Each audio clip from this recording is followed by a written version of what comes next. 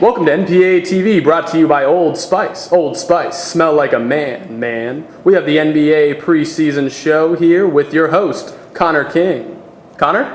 And yes, I'm Connor here with Peyton and Zamir. We're going to go into some detail on the NBA for this season. As you know, the Miami Heat are NBA champions the last two seasons, but I wonder if they will return to the finals. Peyton and Zamir, do you think the Miami Heat will return and be three-time Eastern Conference champions, or who do you think will win the Eastern Conference this year? I feel if you've got LeBron on the team, you've always got a legitimate chance to make a run. But I think there's a team out in Indiana, aka the Pacers, that is that team's kryptonite. The way they defend them. Lance Stevens is the kind of defender that can handle LeBron. If you're physical with LeBron and don't let him drive on you, he'll quit. He doesn't play as hard as when you're playing physical defenders. Look back at the San Antonio series several years ago.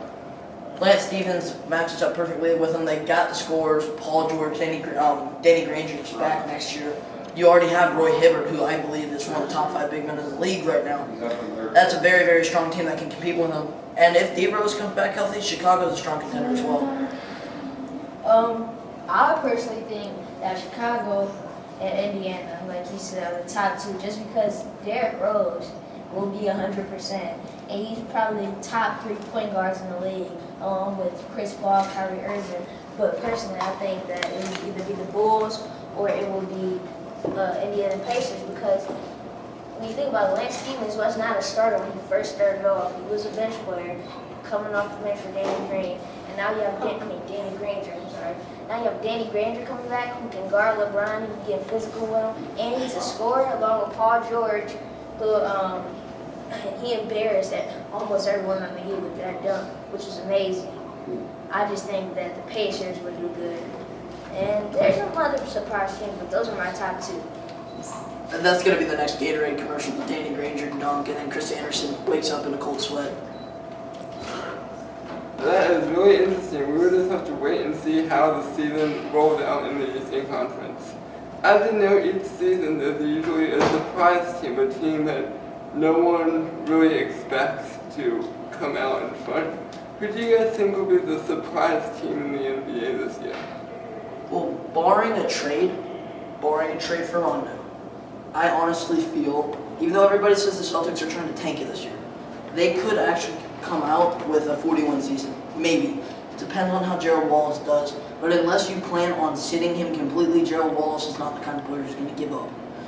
You've got Rondo, you've got the young nucleus, they got the draft picks. That team will be a decent team this year. Might make the playoffs, might not. The other team I'd have to say is the Jazz. With Trey Burke, they're going to have a strong year this year. I'm almost sure of that.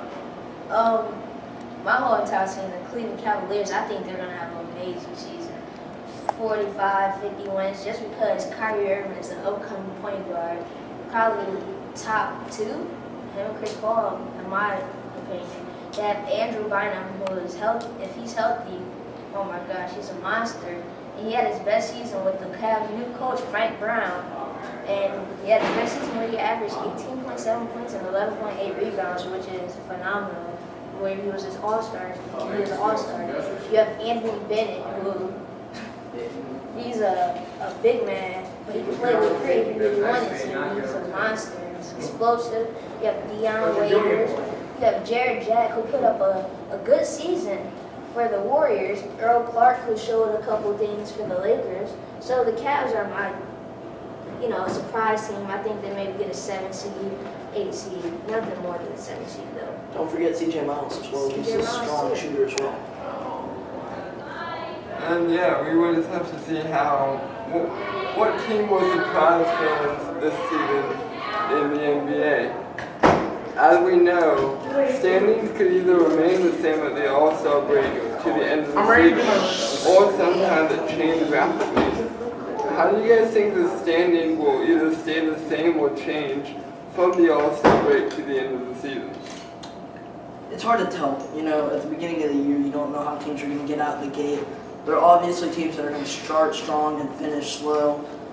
honestly, a team that I would look for to get out on a fast pace and maybe not finish the season as well is you mentioned earlier, the Cleveland Cavaliers, just because they do have that young nucleus, but yet you have to watch out for the rookie wall. Anthony Bennett probably will start the season averaging 15 plus points a game, but it's a much longer season. It's literally double the size of the college basketball season.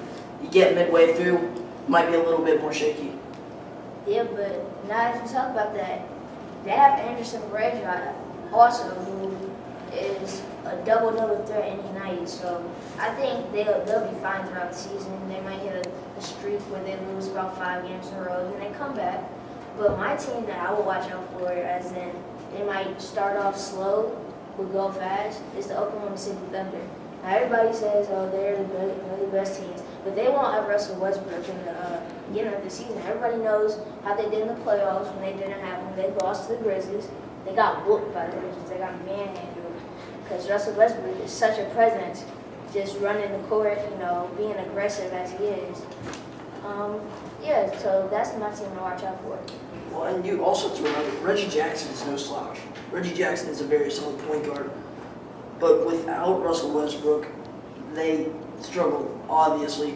But they did get through the Rockets. If you don't remember, they jeopardized that series. Reggie Jackson actually pulled them through. He was averaging 15 points a game throughout the playoffs. All the way downstairs. Well, thank you for joining us. I'm Connor King alongside. Peyton Gallagher. It's Zamir. Thank you for joining us. Good night.